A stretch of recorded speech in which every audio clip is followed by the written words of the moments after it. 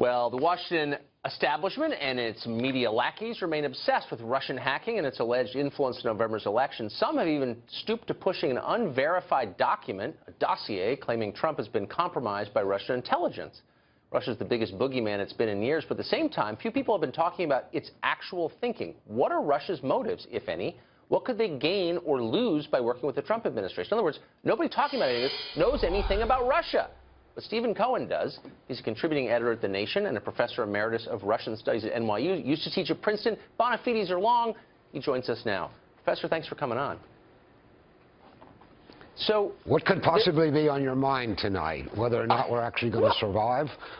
Well, there was this amazing moment, and I'm sure you saw it during the Rex Tillerson hearings in the Senate, when Marco Rubio of Florida, a Republican, essentially demanded that Tillerson denounce Vladimir Putin as a war criminal.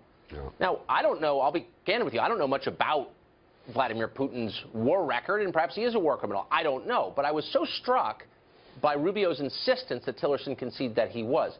Would America gain something, do you think, from an incoming Secretary of State calling the Russian head of state a war criminal? No, because it would end what President-elect Trump says he wants to do, and that's create a new policy toward Russia that we used to call détente. Cooperation. Yes. So we got a very simple decision in front of us.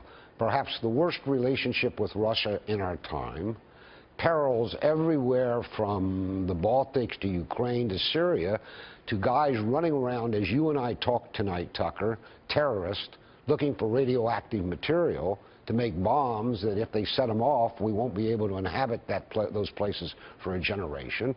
Trump seems to understand this. He seems to understand that we can't deal with these problems without Russian cooperation. And meanwhile, you get in this country already a bloody war against Trump, partly because he wants to do this. Did I hear Representative Lewis say on your broadcast a few minutes ago that he doesn't recognize Trump as a legitimate president? That's right. Well, if that's the case, what about the leaders of the states Trump has to deal with around the world? Are they supposed to regard Trump as an illegitimate president? Well, Trump will have control of our nuclear arsenal, so I think they will take him seriously because they have no choice. But I'm wondering about the motive here. Obviously, some of it is to tarnish Trump before he takes office. But the antipathy toward Russia seems real from a lot of the ideologues involved in this.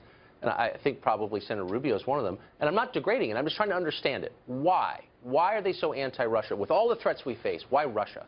Well, in a word, and again, let me take the political Fifth Amendment. I'm not a partisan of Trump. I'm not a partisan of Putin. I'm a partisan of American national security.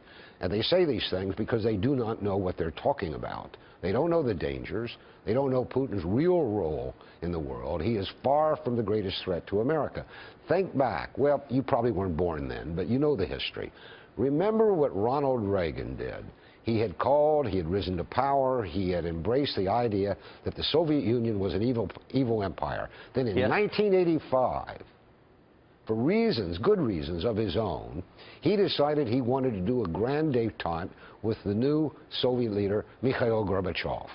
And you don't remember, but I will tell you that his own party, the Republican Party, savaged him, said he was betraying the cause. I remember. Now, they couldn't attack his character as they do Trump. But can you imagine if Reagan had been so slurred in the American press? So I think Reagan is actually the model for Trump. At that time, it was the evil empire. Today, Putin is the Darth Vader of the East. It isn't true. I mean, the threat that Putin represents to the United States, I would rank, probably wouldn't make the top five, but they're testifying in Congress that it's #1. Yes. And this is a threat to our own national security. Look, it does seem that way. Look, yeah, I'm sorry, we're out of time, but I just want to affirm, as a non-Russia expert, that what you're saying comports with common sense. It does seem like hysteria has seized D.C., but and we're in danger as a result. It seems that way. Professor Cohen, thanks a lot for joining us. Good to see you.